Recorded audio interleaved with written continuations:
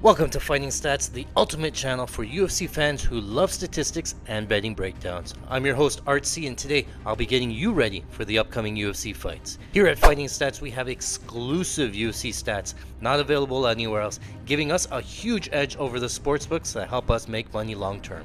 Here at Fighting Stats, we also track how often they throw that left jab or that right hook from southpaw, how often they're moving back, or how much time is spent in side control versus full mount. We have all of that information, but that's not it. We pair that with our tape study here. We're going to go through the fights. We're going to watch for fighters' strengths, weaknesses, tendencies, and overall strategies to help you get prepared for the upcoming UFC fights. So sit back, relax, and enjoy the show. Welcome to Fighting Stats.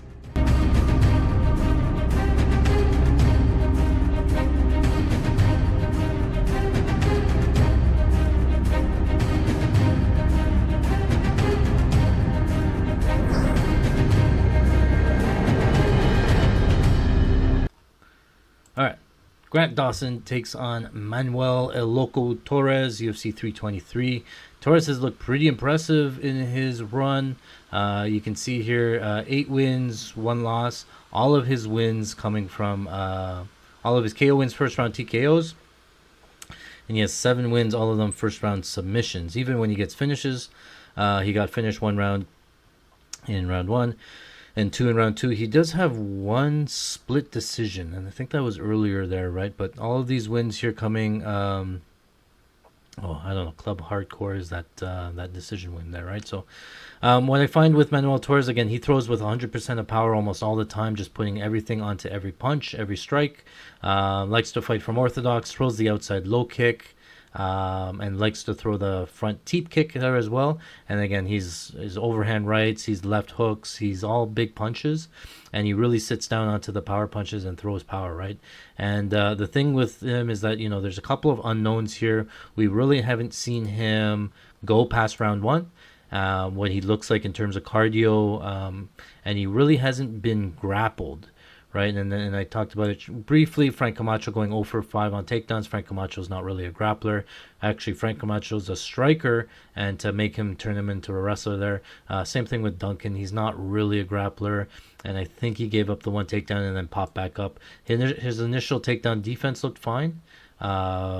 But again, we didn't really see him flattened out. None of these guys that he's really fought, Drew Dober, Bahamondes, Moda, Camacho, Ungland, none of them are actually grapplers, right? And then before the UFC, nobody big up to note there. So relatively unknown in terms of what he looks like cardio-wise, relatively unknown what he looks like on the bottom, whether or not he has any real get-ups, real submission threats, right?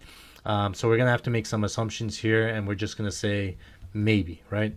And so we go over to the Grant Dawson side, and we've just seen Grant Dawson just sort of take down and control and ragdoll some of these like pretty good high-level grapplers, right? Jared Gordon, we've seen him have a lot of close fights, a lot of close scrambling, good scrambling, and do pretty well. But Dawson, again, I think won almost the whole fight there, ended up submitting him into the later rounds. Dawson got 7 takedowns on Jared Gordon for about 7 minutes of control. Next fight, Mark Madison, we watched that one as well. Again, Mark Madison used to be a former Olympian Greco-Roman wrestler. Got him down there for 9 minutes in control. Got Madison down 2 takedowns. Once he got the body lock and the control, it was pretty much the round, right? Same thing with Damir Ismagulov. He was an underdog in that fight. Came out and actually controlled Ismagulov for a good 12 minutes of 15 or 12 and a half. And then just, again, his takedowns, his back control, very elite. Then the one fight that's sort of an anomaly, he comes in as the minus 520 favorite here against Bobby Green. Bobby Green throws just a straight left and clips him and puts him down. And Bobby Green, again, not really known for his power, puts out Grant Dawson. So we weren't sure if it was a chin issue for Dawson, but we saw in the Garcia fight after that and CDF fight, he did take some shots, and those ones seemed to be pretty fine. So we'll just say maybe it's a one-off, maybe it was a lucky punch. He didn't see it, but sort of give him a benefit of the doubt here. But Joe Selecki, pretty good grappler there as well. Rafa Garcia, pretty strong, also from Mexico and CDF, another one there. So I think it's safer to assume that Grant Dawson is the better wrestler, that he will attack takedowns and he probably will get takedowns. And the thing that we saw over and over with Grant Dawson is that he's very elite at getting the takedowns, different takedowns. Again, he's attacking single legs most of the times, transitions from single legs to double legs. He had a couple of trips there as well, but pretty good on the ground, pretty good scrambler. And then like once he gets you down, he's so quick with the body lock. There were like 3 or 4 times where it looked like his opponent was supposed to get up, like they get the turtle and try to get back up, and then he just keeps them there on the ground. We also saw a position where Grant Dawson had the chance or the ability to move to mount, but he chose to move back to half guard to enable to control his opponent on the ground and on the fence, not letting him back up. There's more chances of getting to mount, especially by the fence, where the opponent uses the fence and gets back up, and then he has to repeat it. So he prioritizes position over submission or damage. He knows he'll find it later on, so he'll stay in half guard. He'll rain down some ground and pound, and if you choose to get up like a Rafa Garcia, then he will throw the body hooks in, he'll flatten you out, and then he will either ground and pound you or choke you, right? So the difference between the chokes and the rear naked choke is basically how the opponent reacts, right? So a bunch of these times it's been ground and pound from mount or half guard or whatnot, and then the opponent just decides to move, roll and give up his back, and then he puts in the rear naked choke there. So it really kind of depends on the line that we get, but both ground and pound and rear naked choke are live. Obviously, I think rear naked choke is probably a little bit more higher equity, but ground and pound is never out of the question. And in terms of his striking, Grant Dawson normally fights from orthodox. He can switch to southpaw. When he's in orthodox, he throws a lot of single strikes, mostly outside low kicks. He will throw the overhand right. He doesn't really have a jab, but he'll spam right hands. He'll spam, outside kicks. He'll throw the odd wheel kick here and there, and he can switch back to southpaw. But the majority of the game comes from just getting his opponent comfortable on the feet. He'll start the round on the feet. He'll strike for like a minute to like 2 minutes, and then within the first 2 minutes, he's probably shooting a takedown and then trying to get on top there. So that's probably the game plan here against Torres. I think it's going to be orthodox versus orthodox. Torres is going to come out. He's going to throw outside low kicks. Grant Dawson's going to throw outside low kicks. Torres is going to throw teeps. And then Torres is going to come forward and throw these like big power shots, right? He's going to sit down on shots. He's going to throw overhands. He's going to throw hooks and stuff. And that just... it gives Dawson that much more opportunity to level change and get under those big shots, and he sort of uses the aggression against him. It's probably better for Torres to be, or it's smarter for Torres to be way on the outside, pop low kicks, single shots here and there, and try to pick him apart by range, because as soon as he gets too aggressive and comes forward, Grant Dawson level changes. Manuel Torres has those longer legs, the longer frame. So it's actually kind of easier, I think, for the single leg in terms of grabbing a leg and then getting him down there. And then again, it's unknown what Manuel Torres will look like off of his back, but I think it's safe to assume that Grant Dawson's going to get a takedown in round 1. And then what he does with it is kind of like, he's going to work ground and pound. He's going to try to move positions. If Manuel Torres is not comfortable off of his back and tries to get up, Grant Dawson is going to get those hooks in and probably flatten him out. Again, could choke him out, could ground and pound him. It comes down to how Manuel Torres chooses to react, basically. Like, if Manuel Torres wants to keep it smart or keep it safe, he probably just stays on the ground, close guard on bottom, and then just lets Grant Dawson sort of do damage on top. But again, if he tries to get up, then Grant Dawson can get hooks in. He can get to the body lock. From there, submissions live, ground and pounds live, all that stuff is live.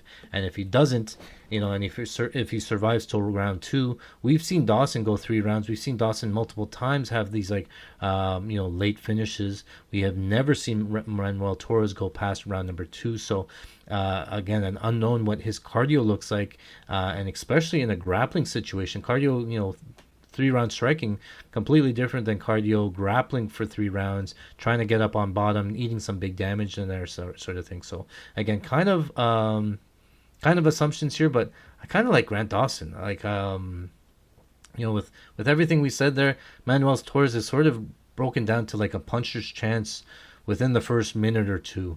And that's about it in terms of his win condition, right? So I don't know. It's not like Torres can really play that outside striking game. He doesn't really do that, right?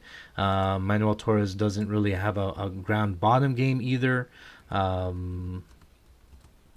Let's go through it. So we're going to pull up our handy dandy tracker here. We'll get you sort of where I think the line should be, and then when the props drop, we will be ready. So this is what the tracker is. We go through it. We assign a percentage to all of the possible outcomes, and that tells us where the money line should be, and it tells us, maybe where the props should be based on where the value is, sort of thing. So we're going to start with Dawson. We're going to start with wins by knockout.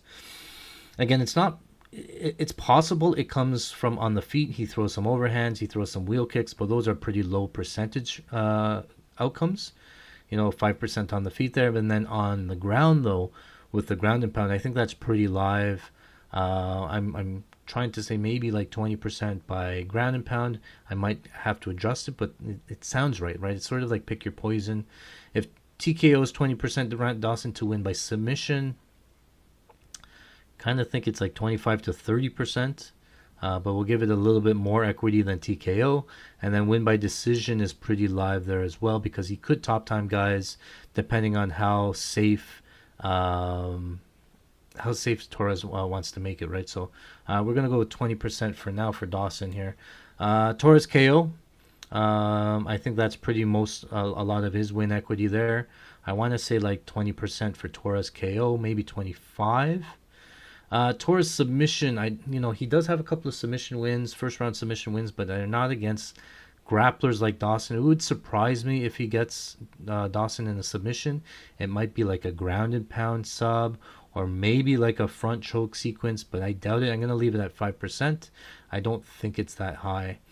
And then Torres to win a decision, we've never seen it. I don't know how he would win a decision. I think it's like, obviously like multiple big shots with Dawson surviving. I don't think it's likely here, so I'm going to go 10%, maybe 10%. We'll go, I think it's 5% though. We'll go 5% here. I think it's closer to 5 than it is 10. And then so we're off by 5%. We have to add a 5% to somewhere here. 5% to KO, to sub, to decision. I'm going to go decision, just because I think his decision equity is pretty high there as well. I think that's okay. So to recap, we have 20% Dawson KO, 25% Dawson submission, 25% Dawson decision. We're getting a total money line of 70%, or a line of 233 or better. Inside the distance about 45%. And doesn't go to decision at 70% minus 233 as well. Again, we don't have any lines, but that's where I sort of see the value at. Torres side is I have him about 30% plus 233 or better. The only thing that we do have, I think, is money lines, and that says minus 190 plus 165. Minus 190 plus 165. So here it's saying that there is some value on the Dawson side. Which I tend to agree. I'll play it up to like minus 230, minus 240-ish.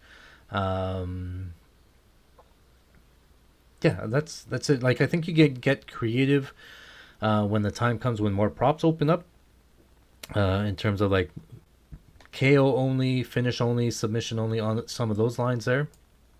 I expect them to be pretty juiced, but we'll see there.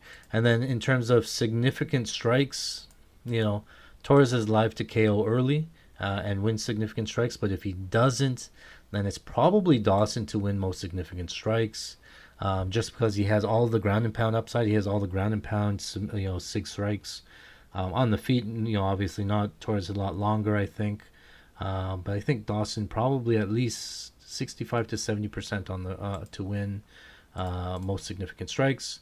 Dawson to win most takedowns is probably like minus 2,000. And then what the number is on takedowns, I don't know, 2.5. I think it's 2.5, 3.5. I don't know if it gets to 3, maybe 3. 2.5 to 3.5. 2.5. Let's say go over 2.5 here.